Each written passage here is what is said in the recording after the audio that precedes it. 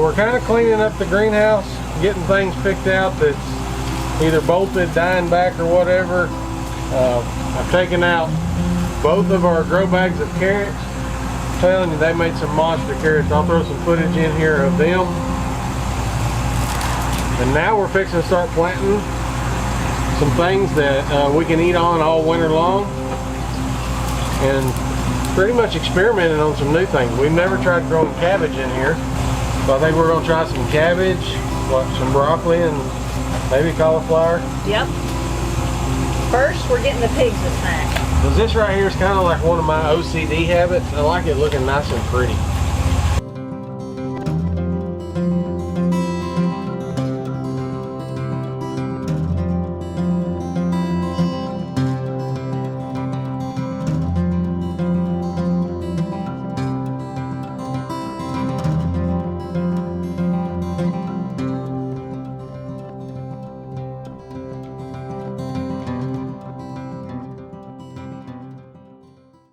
So if you're new to our channel, we actually use this greenhouse mainly in the winter, but we grow things in it year round.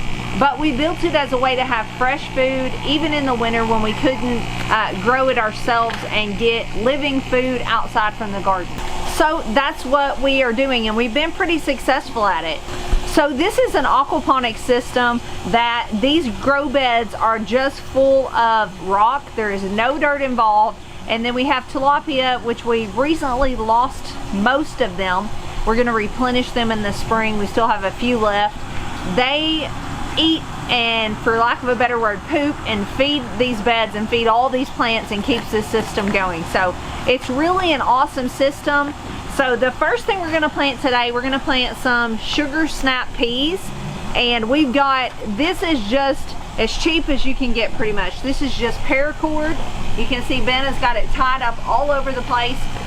So I'm just going to plant these, for lack of a better word, it's a loose term, in this rock. We're not gonna put them real far down, and I'm gonna put them where hopefully they will climb up this paracord.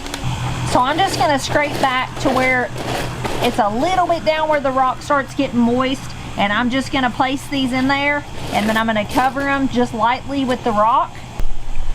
Then I'm just going to moisten those seeds. I planted them on both sides. And that's it. The water flowing through here will get them growing, and it won't be long, we will have sprouts. So this is where we're gonna experiment a little bit this winter. I recently visited my friend Jess over at Roots and Refuge, her farm, actually to look at a sick pig. But while I was there, I got the grand tour of their new high tunnel, and it is pretty impressive. She's got big heads of cabbage and broccoli and cauliflower all growing, and it's in dirt. So this is a different setup, but it just proved to me that you can do that in a greenhouse setting, in this raised bed setting. We've kind of shied away from it because those things take up quite a bit of room. But I'm not here to grow rock. I want to grow vegetables. So we're going to give this a whirl. So this may work, it may not. We will keep you guys updated.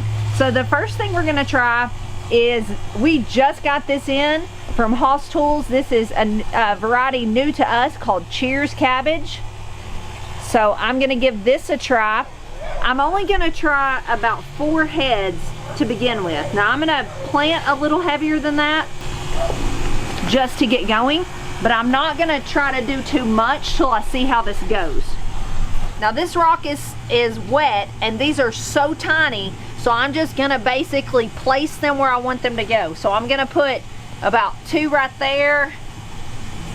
I'm gonna put a few, I'm gonna put them in from the edge because cabbage plants are gonna have big leaves on the sides. Then I'm gonna come over here and do some.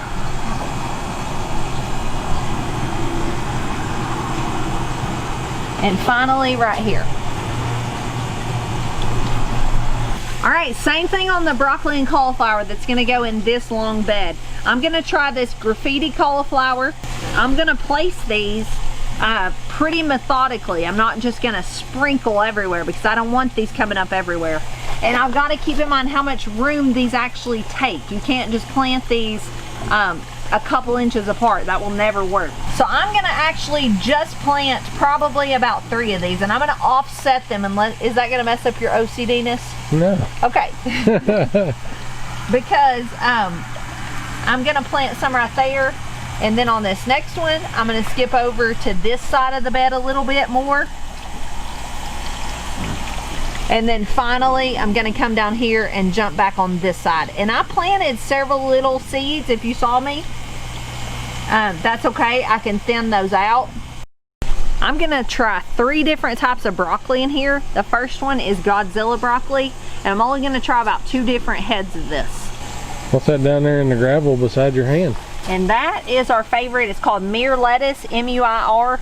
It just kind of comes up volunteer from where we've had it before, and it's went to seed. Next one is Arcadia broccoli. And finally, this is a Baker Creek seed. This is Waltham broccoli. And this is probably my favorite kind so far. I'm always open to trying new varieties, but this is kind of my old standby.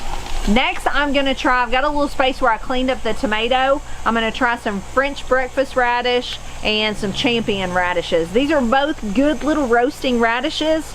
You don't even have to peel them, just clean them up, kind of scrub them up, roast them with some olive oil, and just roast them on 350 to 400. Just keep an eye on them. When they get tender, they're so good, and they lose the heat if you're someone who doesn't like the heat. So this is one of the grow bags of carrots that we was experimenting with.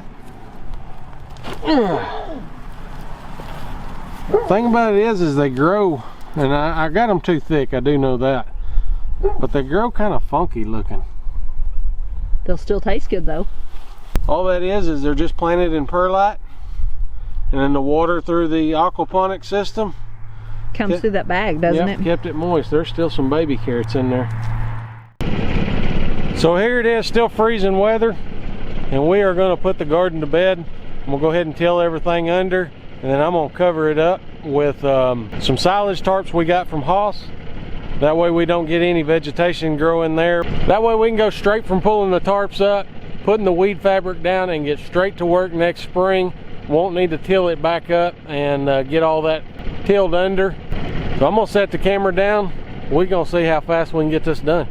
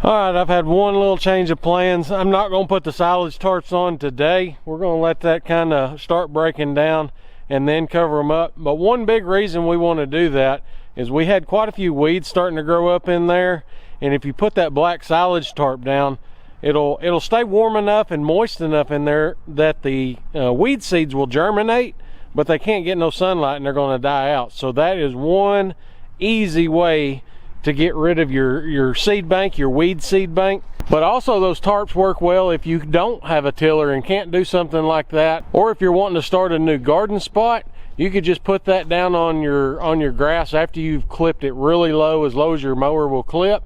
Lay that down for probably 6-8 weeks, something like that, and it will totally kill out all that vegetation in there, and you don't have to till it, and then you can start your new garden area. Those silage tarps are really beneficial for starting a garden or doing like we're doing and just kind of killing out the weed seed bank.